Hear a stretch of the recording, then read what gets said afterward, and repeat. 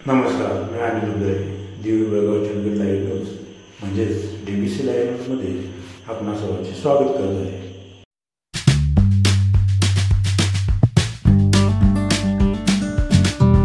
भारतीय राष्ट्रीय काँग्रेस हा गडिंग्लज तालुक्याचा बालेकिल्ला समजला जातो. या तालुक्यातील जिल्हा परिषदेच्या 5 व पंचायत समितीच्या 10 जागा मोठ्या ताकदीने लढवण्याचा निर्धार आज कार्यकर्त्यांच्या मेळाव्यात घेण्यात आला. यावेळी जिल्हा काँग्रेस पक्षाचे अध्यक्ष, माजी मंत्री, विधानसभा विरोधी पक्षनेते आमदार सतेज उर्फ बंटी पाटील यांच्या उपस्थितीत घेण्यात आला.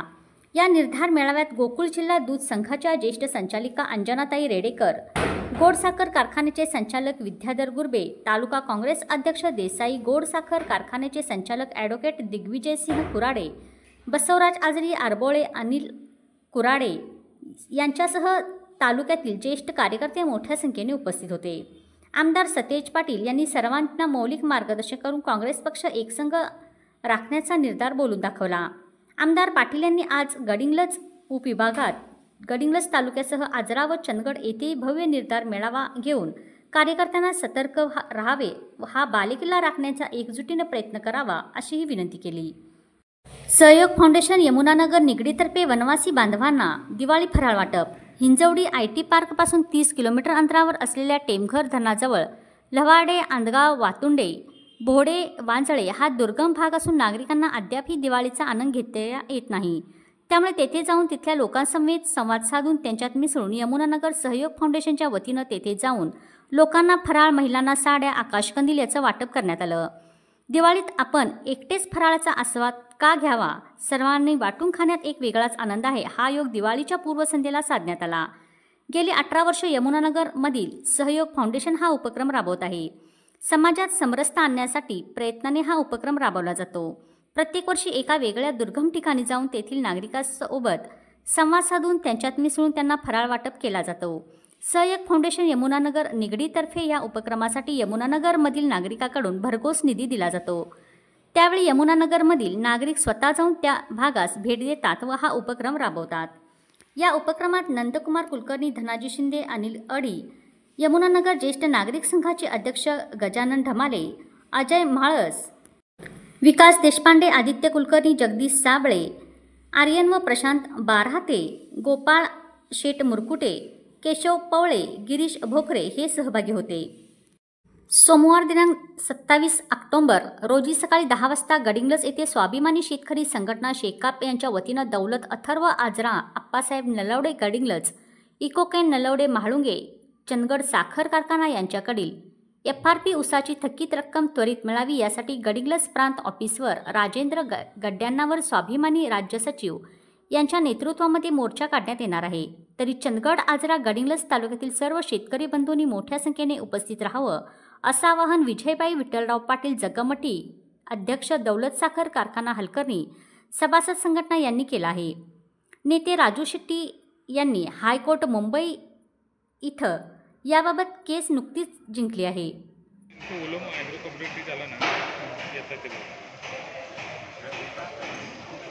वरती बघा, सगळ्यांचे चेहरे वरती, हा समोर.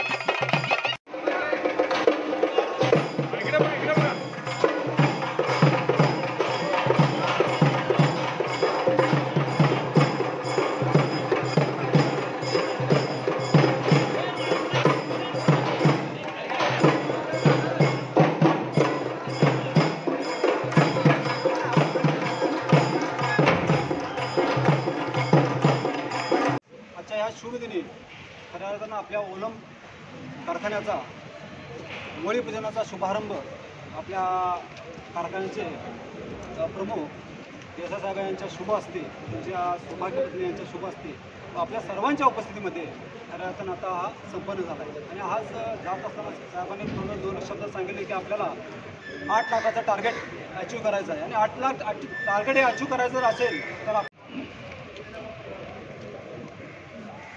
सब आए हुए मेहमान, यूनियन प्रतिनिधि, मीडिया और कृषि के लोग और सभी उपस्थित कर्मकार भाई और मेरे मित्रगण, आप सभी को नमस्कार। और जैसे कि आज हमारा मूली पूजन हुआ है और हमारा 16वां गलित हंगाम का शुभारंभ हुआ है, और इसी के साथ हमने जो लक्ष्य रखा 8 लाख गन्ना क्रश करने के लिए, उस लक्ष्य के उपलक्ष्य में हमने जो पिछले सीज़न में जो प्रॉब्लम्स थे वो सब सॉर्ट आउट किया है। और अभी आज की तारीख में हम पूरी तरह रेडी हैं, और जैसे कि 27-28 को हमें अपना सीज़न चालू करना है, और इसके लिए सारे जो भी कृषि से लोग हैं, जो भी किसान लोग हैं, उन सब से निवेदन है कि वो हमें सारा गन्ना हमको सहयोग करे गन्ने से, और हमारे 8 लाख गन्ना का लक्ष्य पूरा हो। और सभी को ये रखना पड़ेगा कि हमें 6500 टन जो पर डे है वो लक्ष्य पूरा करना पड़ेगा। उसके लिए कोई ब्रेकडाउन ना हो, और अगर जो भी हमारा प्रिवेंटिव मेंटेनेंस का शेड्यूल है उसको भी मेंटेन करना होगा। 6500 का लक्ष्य, उसी हिसाब से हमने प्रोजेक्ट भी लगाया है, उसी हिसाब से हमने सारे मशीनों को मतलब नवीकरण किया हुआ है। तो हमें 6500 टन पर डे अचीव करना है। साथ में सबका सहयोग चाहिए 8 लाख गन्ना क्रश करने के लिए। धन्यवाद। गल येथील गैबी उरुसात शुक्रवारी 24 ऑक्टोबर रोजी रात्री मोठी घटना घडली। यात्रेतील सुमारे 90 फूट उंच जायंट व्हील आकाश पाळणा अचानक बंद पडल्याने पाळणा शौकीनांचे धाबेदान आणले। जवळपास 2 तास 18 नागरिक त्यावर अडकून पडले होते। या घटनेची माहिती मिळताच कोल्हापूर महापालिका अग्निशामक दल तसेच जिल्हा आपत्ती व्यवस्थापन पथकाने तातडीने घटनास्थळी धाव घेतली। बचावकार्य तातडीने सुरू करण्यात आलं असून 100 फुटी क्रेनच्या साह्यानं आकाश पाळणा अडकलेल्या नागरिकांना खाली उतरवण्याचं काम करण्यात आलं। पथकाच्या समन्वयाने आणि दक्षतेने रात्री 12 नंतर सर्व 18 नागरिकांना सुरक्षित उतरवण्याच्या अग्निशामक दलाच्या जवानांना यश आलं। अचानक झालेल्या या प्रकारामुळे यात्रास्थळी काही काळ गोंधळाचं वातावरण निर्माण झालं होतं। पोलिसांनी तत्परतेने परिसरात सुदैवाने कोणतीही जीवितहानी झाली नाही।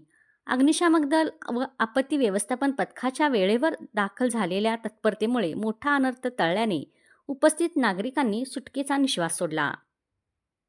कागलमध्ये रविवारी उरुसानिमित्त होणारे कुस्ती मैदान पावसामुळे रद्द।